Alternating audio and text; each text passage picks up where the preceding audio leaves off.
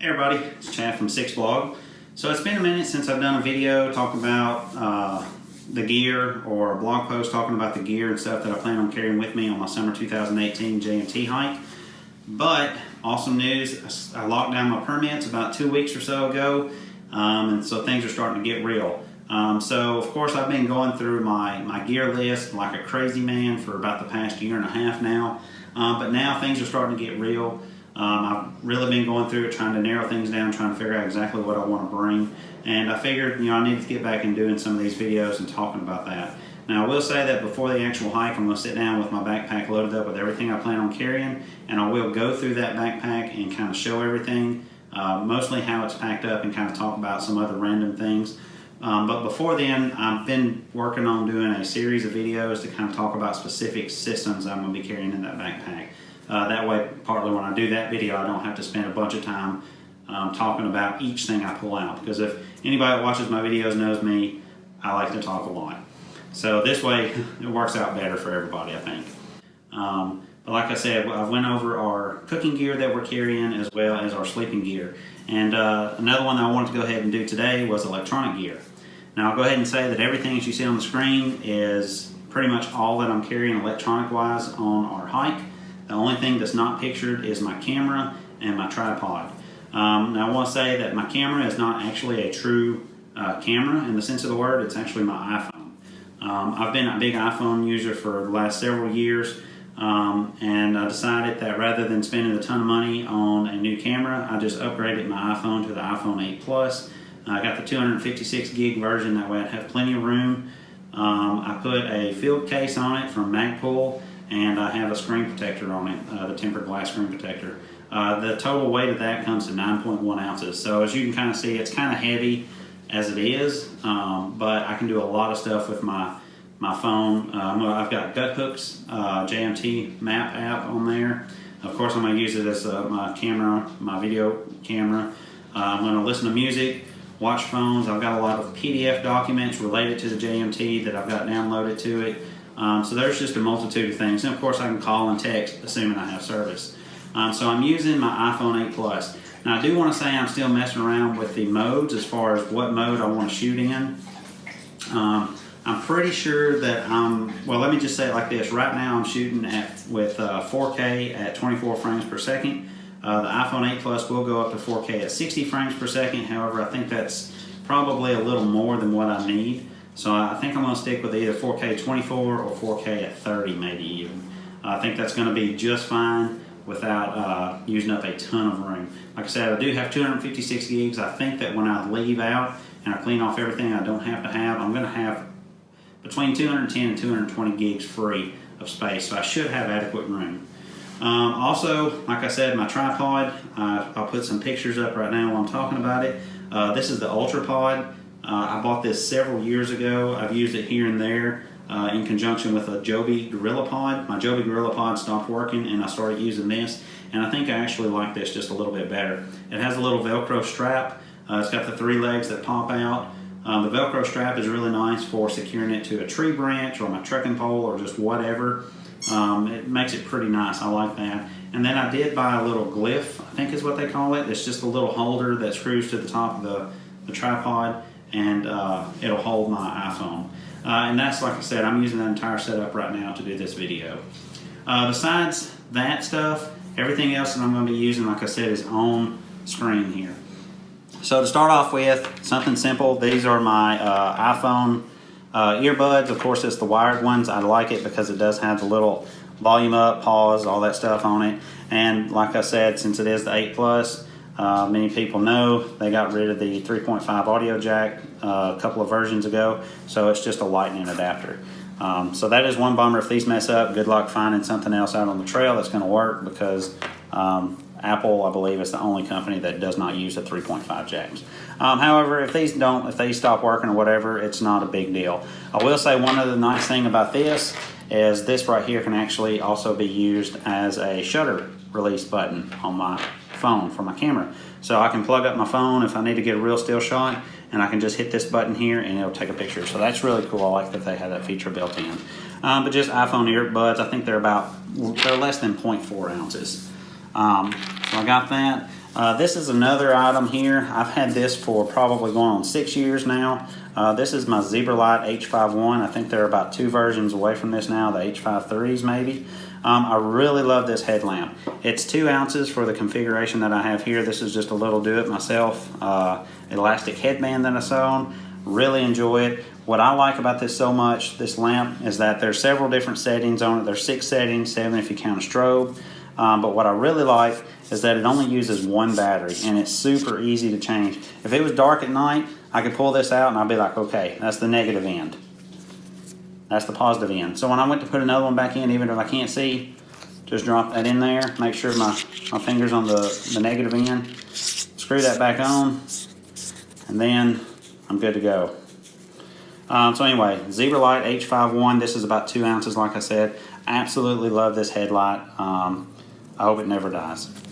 But anyway, so that's my headlight.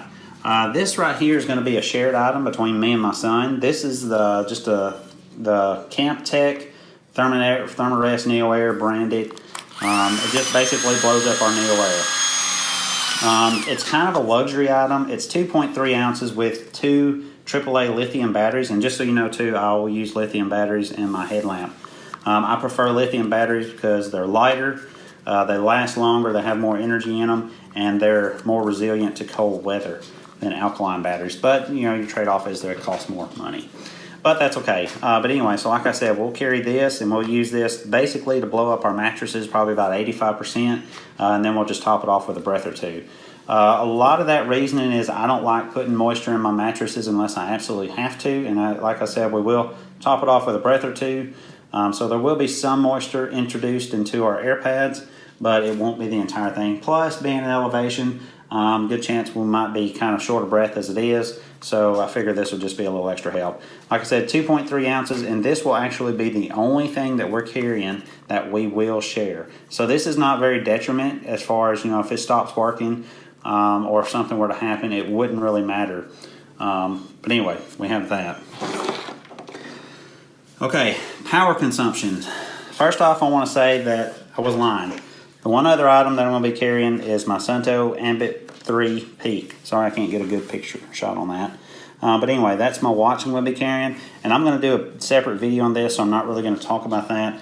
But I am going to be carrying that. If anybody is familiar with that, that is a GPS watch. And that means it does require some battery needs, some battery power as we go. So I'm going to have to carry the charging cord for it. Now this thing is about 1.4 ounces, so that's a heavy little thing for such a limited use, but I don't really have a choice if I want to use my GPS on here. And I do want to use my GPS. So I am having to carry the Sunto Ambit 3 Peak battery charger at 1.4 ounces. Now this is going to be kind of the meat of what I'm carrying. So first off, this is a Anker 13,000 milliamp battery charger. I got this for $29 on Amazon.com. As you can see here, it has the single input to charge it, and it's actually got 2 outputs. I can't remember for sure. I want to say that each output is a little bit, one of them may be a little faster than the other. They are IQ, which is, I get a little fuzzy on some of this, but supposedly it just matches the needs to the item that's plugged up to it. So it'll put out as much as it can to my iPhone when I plug it up.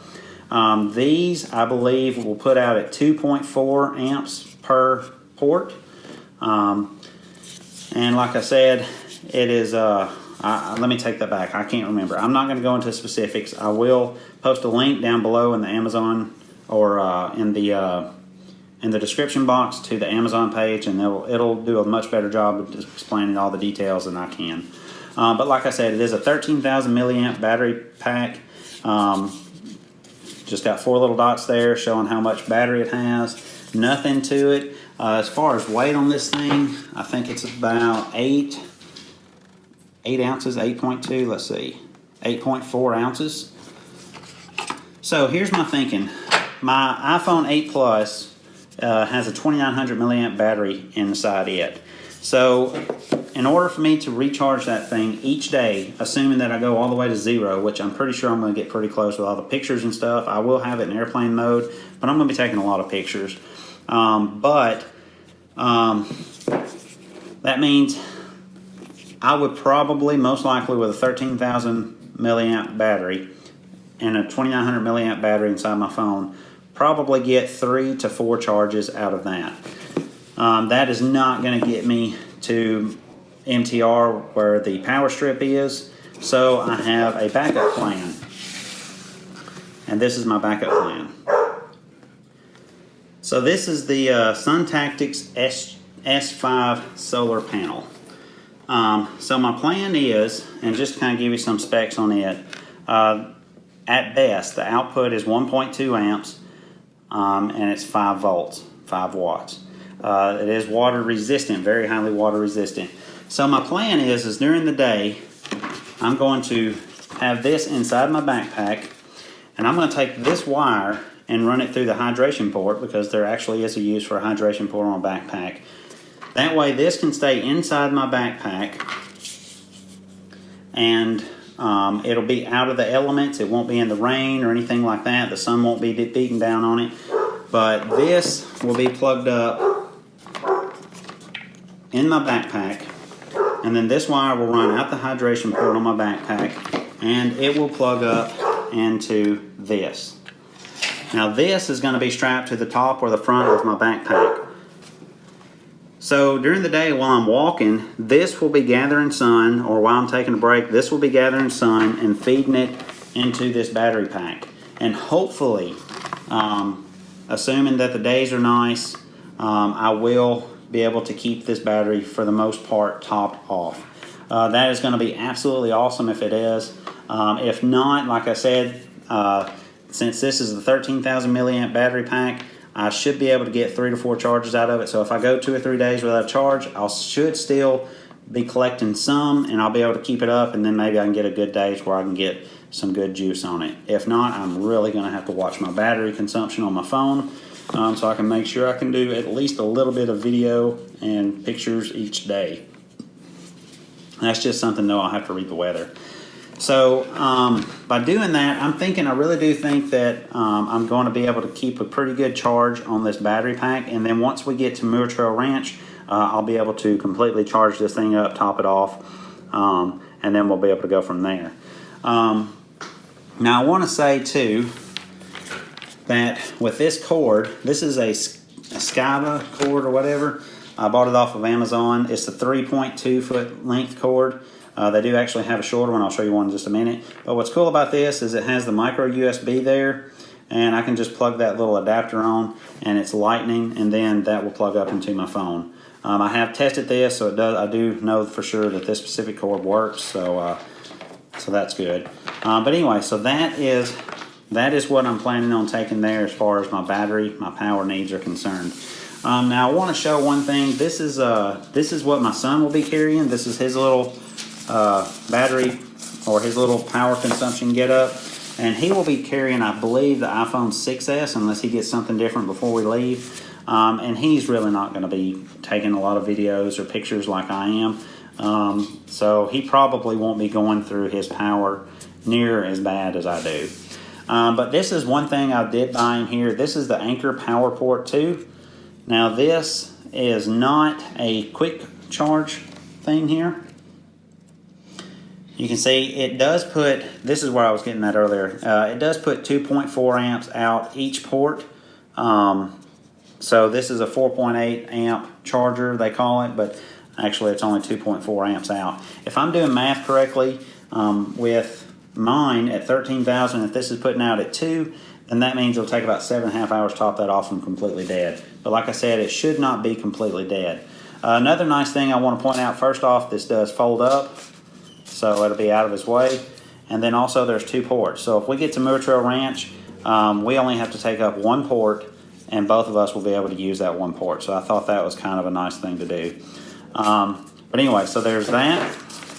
Like I said, they have a shorter Anker thing, or not Anker, but Skiva.